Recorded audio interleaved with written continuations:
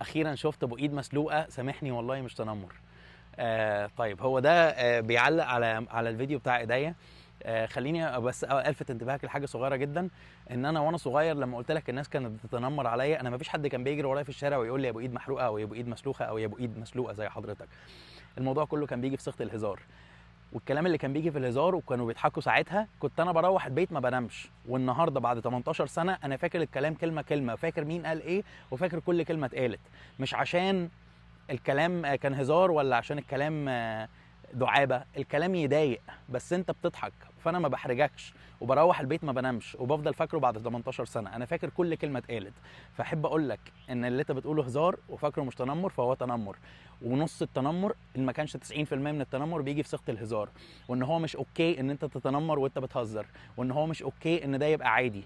اوكي؟ ولما تيجي تتكلم مع حد عنده حاجه زي دي، عنده جرح، عنده تعويره زي دي، عنده حرق في ايده، عنده اي حاجه، وتيجي تساله عليها ويبقى هجومي في طريقه الكلام عنها، هو مش هجومي عشان هو هجومي، هو هجومي عشان في 1000 واحد زي حضرتك مفيش عندهم دم دخلوا يتنمروا عليه في شكل الهزار. ده مش تنمر، ده هزار. اوكي؟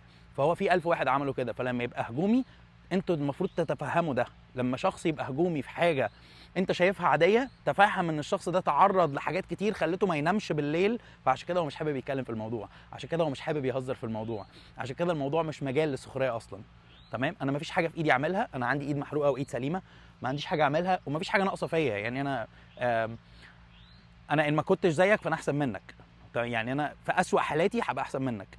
فالحمد لله على كل اللي احنا فيه. يا جماعه خليكم ناعمين في كلامكم، خليكم حنينين في كلامكم. انا بحاول انتهز دي فرصه ان انا انصح الناس، خليكم حنينين في كلامكم. اللي انتوا فاكرينه هزار وعادي هيعدي، لا ما بيعديش، والناس ما بتنامش بسببه. اوكي؟ فبلاش تنمر على خلق الله في صيغه الهزار، لان هو معظمه بيبقى جد مش هزار.